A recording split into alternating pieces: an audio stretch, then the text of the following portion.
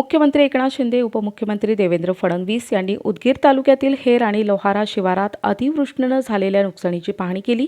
केंद्रीय राज्यमंत्री रामदास आठवले, राज्याचे क्रीडा आणि युवक कल्याण मंत्री संजय बनसोडे यावेळी उपस्थित होते। लातूर जिल्ह्यातील उदगीर येथे राष्ट्रपती द्रौपदी मुर्मू यांच्या उपस्थितीत आयोजित मुख्यमंत्री महिला सशक्तीकरण अभियान कार्यक्रमासाठी मुख्यमंत्री एकनाथ शिंदे, उपमुख्यमंत्री देवेंद्र फडणवीस लातूर जिल्ह्यातील उदगीर दौऱ्यावर आले होते।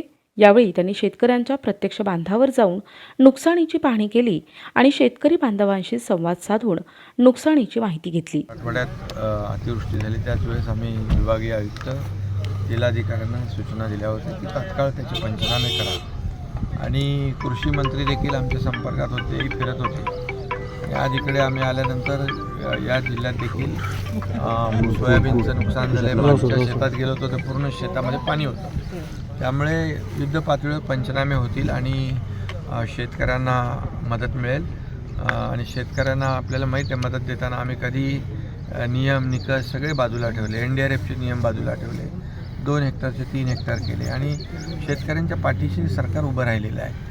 आणि म्हणून यावेळेस देखील चांगली पिकं हातातोंडाशी आलेली, पावसामुळे अतिवृष्टीमुळे याचं नुकसान झालेलं आहे, त्यामुळे शेतकऱ्यांच्या मागे सरकार पूर्ण ताकदीने उभं राहील। पंचनामे युद्ध पातळीवर झाले की त्यांना आम्ही नुकसान भरपाई तात्काळ पॅकेज वगैरे नाही। आता याच्यामध्ये पहिला पंचनामे झाले की त्याचा अहवाल येईल, अहवाल आल्यानंतर मग तुझं आम्ही जे काही आतापर्यंत केलंय, आतापर्यंत आम्ही नियम निकष विकस सगळे बाजूला ठेवले। कशी परिस्थिती आपण पाहणी केलेली आहे स्वतः? मागच्या शेतात तर पूर्णपणे पाण्यातच शेत होतं, हे तर शेंगा आल्यात, पण हे शेंगा आता काय उपयोगाच्या नाही आहेत, त्यामुळे झालेलं नुकसान शेतकऱ्यांचं आहे आणि त्याचं नक्कीच सरकार त्याचं नुकसान भरपाई। सर, मांजरा आणि तेरणाचा जो संगम होतो आवरा शहाजानीजवळ लातूर जिल्ह्यात, कर्नाटकामध्ये ते पाणी जातं आणि तिथले जे कोगळी बॅरेजेस आहे त्याचे दरवाजे योग्य वेळी न उघडल्या कारणानं हजारो हेक्टर शेतजमीन बॅकवॉटरमुळे पाण्यात गेली सर। ते दरवर्षी होतं। नाही, बरोबर आहे, त्याची देखील माहिती घेऊन कायम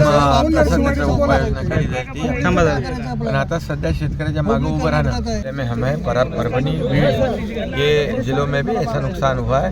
जैसे बारिश हुई तेज, विभागीय आयुक्त और जिलाधिकारियों को हमने सूचित किया था कि जल्द से जल्द पंचनामे हो जाए और उनके जितने नुकसान हुआ है उसका अहवाल शासन को भेज दिया जाए। अभी इससे पहले भी जैसे सरकार किसानों के पीछे खड़ी रही है, हम नियम नॉर्म सब बाजू में रखकर किसानों के पीछे खड़े रहे अभी तक।